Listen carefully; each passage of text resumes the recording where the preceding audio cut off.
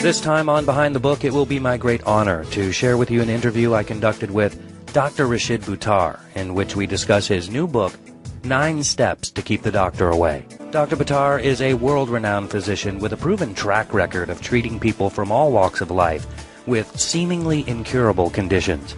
His clientele include people from the most impoverished nations around the globe to high-profile athletes and celebrities. In his book, he offers a very simple yet incredibly powerful, straightforward system anyone can implement, which will help you remove reliance on doctors and live a happy, energetic, and disease-free life. I will be joined by Dr. Buttar from his office in North Carolina.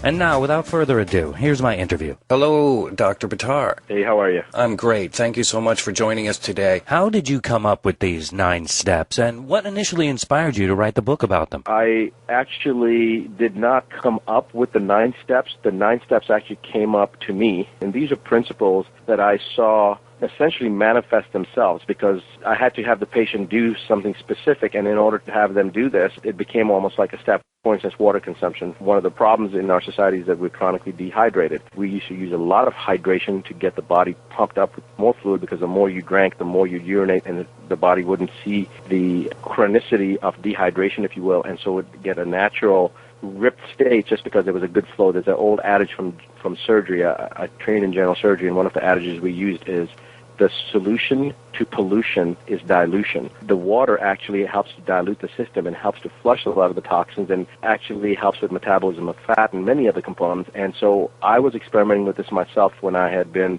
before I became a doctor. Then after I read some of these books, I started experimenting it in myself as a physician. And then I started implementing some of this with some of the patients to see if it would help them.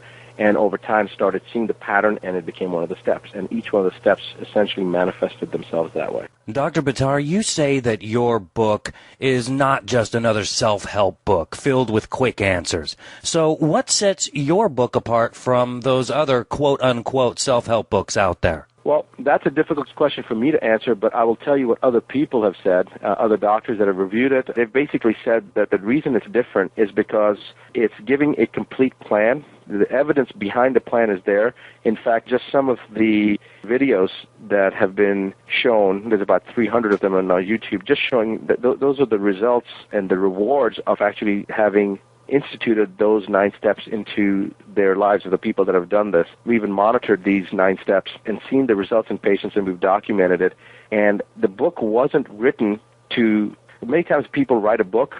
I've actually gone to these courses where they talk about how to write a book. And so they first try to find out what do people want, and then they come up with something to cater to that need, to fill that niche. This book wasn't written to fill a niche. This book was just written to document what's happened over the last 14 years of my private practice and over the last 20 years of me being a physician and what I've observed. And it's essentially a story, but it's based upon facts. Every one of the stories in the book, they're true stories. I don't know, Ron, whether you've read the whole book or not, but each one of the case studies that are presented is a real-life example of the results of the 9 steps. So it's different in the sense that it's not meant to sell books.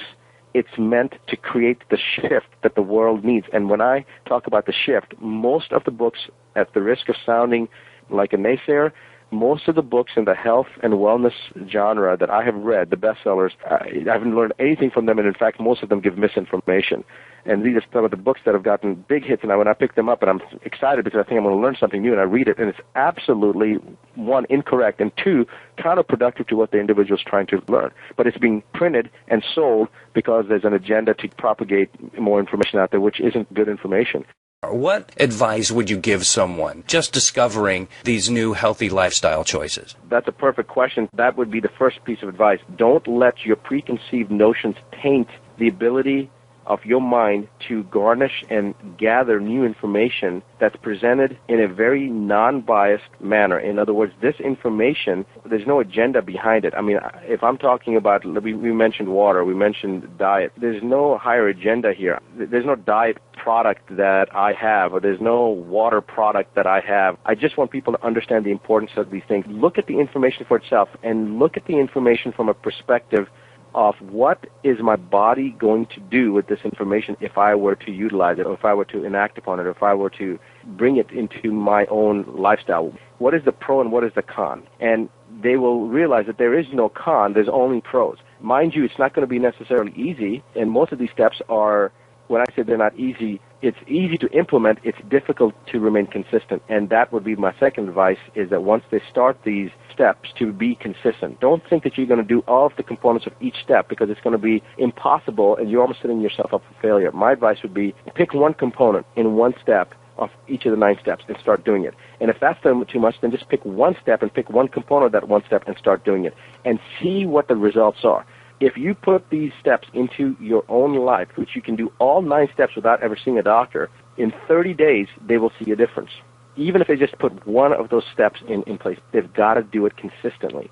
So my first piece of advice would be stay open and receptive to the knowledge that's being transmitted. In fact, the foreword is a beautiful foreword that actually talks about that. That was written by John Malharba and Eamon Bogani. And then the second component is become consistent with whatever step that you do and take it through 30 days and see the results. You'll see the results and the benefits yourself. And the changes you'll see in your face, in your skin, in your bowel movements, how you feel, your joints, will in itself be enough proof of what I've just said.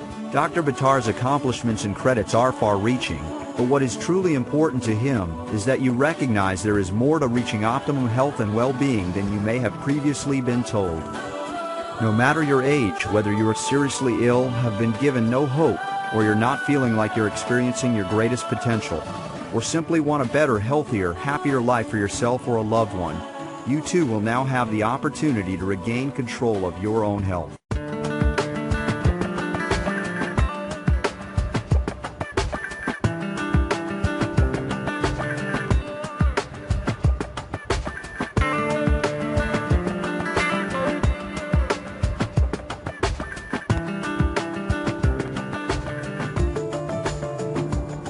Thomas Edison once said, "The doctor of the future will give no medicines, but will interest his patients in the care of the human frame, in diet, and in the cause and prevention of disease."